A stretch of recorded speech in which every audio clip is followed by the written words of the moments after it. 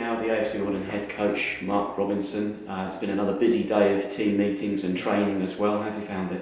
Good, really positive. The players were, but I left them alone to prepare for Morecambe. Then I went in, they were busy having a meeting. There was a few disagreements on things, which is good. You need that.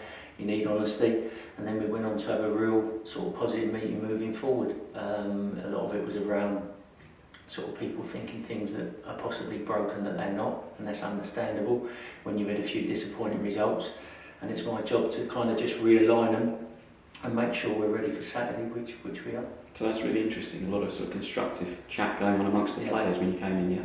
Yeah, definitely. They're talking openly, and everyone's different. Everyone sees each situation a little bit differently, and that's why it's so important. You have to have an open environment where people feel free to talk, because otherwise, if you don't get out exactly how they're feeling and what they're seeing, you can never come to clarity and a solution. So, if those conversations go on for a long time, all the more for it. But it led on to a really interesting, good conversation, and I feel that we've got real clarity going into Saturday's game. Of course, only a narrow 1-0 defeat the other night, but I think the reaction amongst the fans, as well as looking at it, is generally positive. They've seen ways that we're moving forward here now.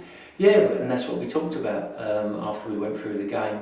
I talked to them about the response they got, and I said, there's a reason why you got that response. I said, I realised you were hurting after the Bournemouth game, and some of them were, the younger lads were a bit taken aback by the reception they got after the Bournemouth game, and they were hurting. I said, but then look at the reception you got after the Milton Keynes game. Now, I said, those 400 fans, you've got no idea how they'd be hurting losing that game. And other fans have said, but look at the response you got, because they saw that you gave absolutely everything. Was everything perfect? No.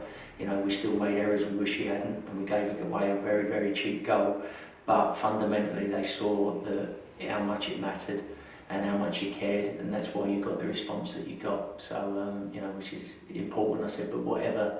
And it's not that they never tried, Rob. I don't want to get that across. It's not they didn't try against Bournemouth at all. I know how much they're trying, but it's like, what does that look like? And we've got to make sure, we've got a way we play. Everyone's seen us at our best. And you've got to make sure that you don't go off piece and start doing different things when you get frustrated and you've got different challenges.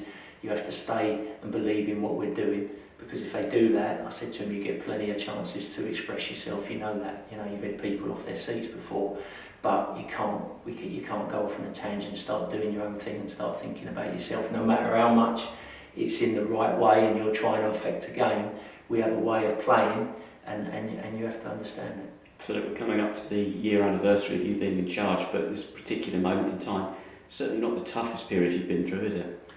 No, it's funny you say that. I got interviewed by BBC Radio, and I got asked after Milton Keynes, is this the toughest period? And I answered it stupidly, funny enough, and said, yeah, it probably is. And then I thought about it the next day, and it's like ridiculous. And that's what happens when you're hurting yourself. I was hurting after Bournemouth and really hurting after Milton Keynes, because I didn't want to be that manager that lost them again. It makes you think stupid things and say stupid things. And the next day I thought, how can this be a tough time? When I took over the job, I took over a team that hadn't won in 11 games, 9 losses, 2 draws, conceded 30 odd goals, shot of confidence, and I had to go in there, get them out of the relegation zone. And then I wanted to introduce a complete different style of football, and obviously, as well as introducing players the fans had never seen, and keep us up. So to think that, we've played 6 league games, won 2, drawn 2, lost 2, and I've actually answered that this isn't, it's not even a blip. That form over a season gives us 62 points, which is by far the most points we've ever had in League One. But that's what, when you're feeling pain and emotion, that's what you do. And but obviously reflecting, no, it's not. There's things that need to be better. There always is. But since that break, that 18-day break, we've certainly lost momentum. And the good thing on Tuesday, despite the defeat, you could see the energy levels were coming back. There's no doubt about that. So we now need to take those energy levels and start getting points back on the board. Yeah, the team we faced on Saturday, the last time we met them, of course, we won 4-3 there. It's a heck of a game to watch. What kind of game are we expecting this time? I'm sure it'll be a really good game. They're full of energy, absolutely full of energy. I think that game was probably the best one of the. There's been lots of exciting games, but that was unbelievable. And I said that to the boys as well. We come when we went to get back on the coach. Some of their fans were waiting for autographs and saying, "You're the best side that we've had down here." And I said, and that's what you are at your best. But you have to remember what your best is like. So I'm fully expecting a really exciting game, but I'd like it to be more comfortable, obviously. Absolutely. Of course, our levels are coming back up again after the midweek game. They're coming off the back of having faced Tottenham, so their levels will be particularly high as well, won't they? Yeah, and the games are coming thick and fast, which is great. Which we wanted all through Christmas, but it looks like the cancellations have come to a halt now after Christmas. They seem to have stopped. So the games are coming thick and fast, and it's great. Loads of football. Need to get a momentum going, and as I said, get some points on the board and get everyone excited and enjoying themselves, which is what it's all about. The good news for the likes of Tim Maynard and Chris McConnell as well is that still not many changes really in terms of fitness, really. No, it's all looking good. Terry, the new signing, got a little bit of an ankle knock, so Tim's got to look at him tomorrow. He sort of trained, he did a modified session today. So it's nothing major, we've just got to check on him. But everyone else, apart from Anthony Artigan, sorry I should have mentioned that.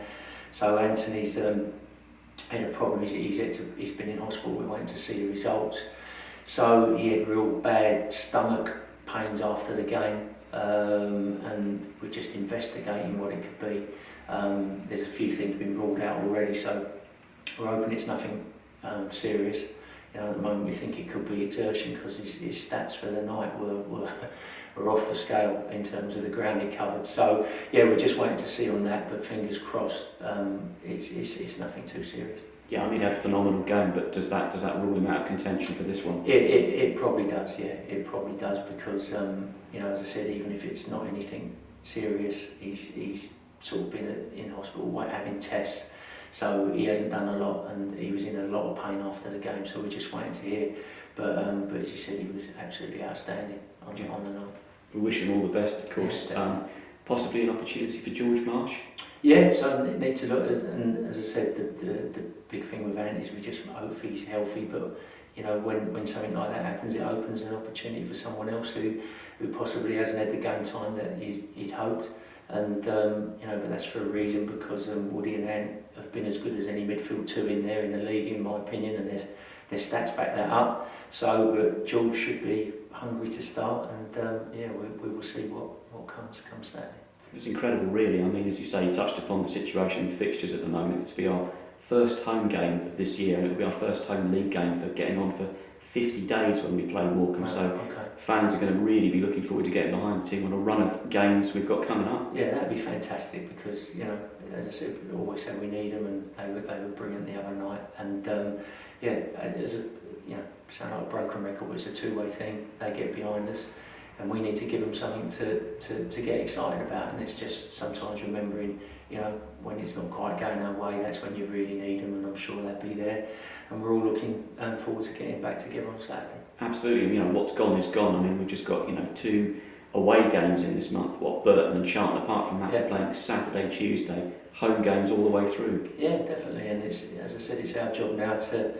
Now we've got that. We feel that momentum swing's coming back to go and put the best version of ourselves performances. And I know if we do that, there's no guarantees in football, but I know we'll certainly win more games than we lose, and the points will start racking up. Robbo, thanks for your time. All right, cheers, Rob.